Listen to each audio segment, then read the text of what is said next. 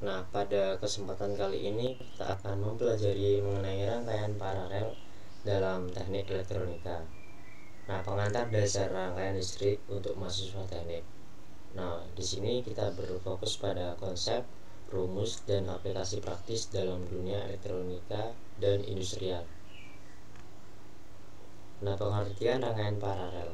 Struktur bercabang. Komponen tersusun sejajar membentuk jalur bercabang multi jalur, sehingga memiliki lebih dari satu jalur untuk aliran arus listrik.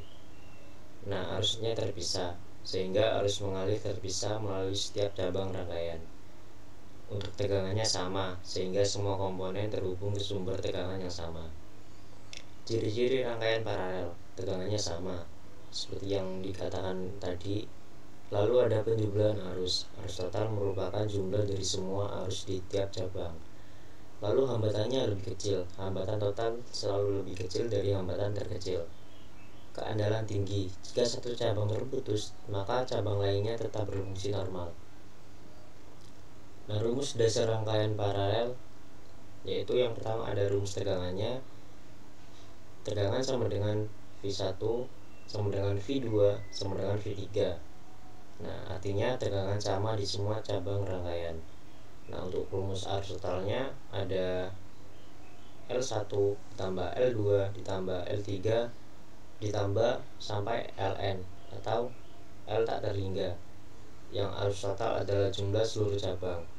Nah, rumus hambatan totalnya ada 1 per R sama dengan 1 per R1 ditambah 1 per R2 ditambah 1 per R3 ditambah 1 per N atau tak terhingga. Nah, hambatan total selalu lebih kecil dari hambatan terkecil. Nah, perbandingannya rangkaian seri dengan rangkaian paralel. Nah, kita akan membahas seri paralel saja, rangkaian paralel saja.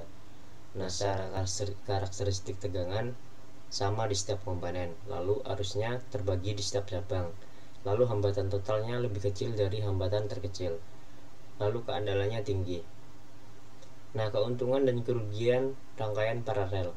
Untuk keuntungannya tetap berfungsi meski satu jalur rusak, lalu nilai tegangan sama di semua komponen.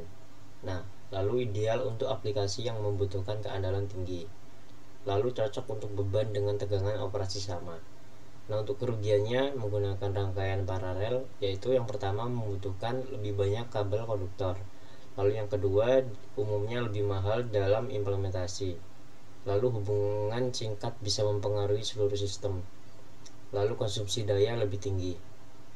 Nah, aplikasi rangkaian paralel yang pertama ada di instalasi rumah tangga yang sering kita temui, lalu ada sistem industri seperti pencahayaan industri dan komersial, itu mengandalkan rangkaian paralel untuk andalannya.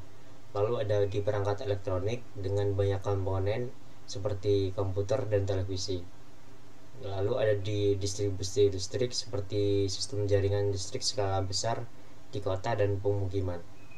Nah, ringkasan dan tips praktisnya ada pertama penerapan konsep, gunakan dalam aplikasi yang membutuhkan keandalan tinggi, lalu perhitungan yang akurat, hambatan total selalu lebih kecil dari hambatan terkecil.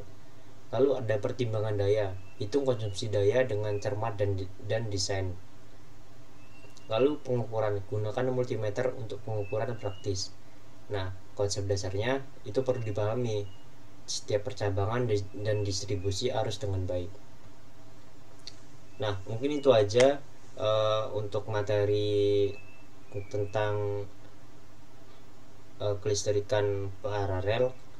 Sekian, terima kasih sudah menonton video kali ini. Wassalamualaikum warahmatullahi wabarakatuh.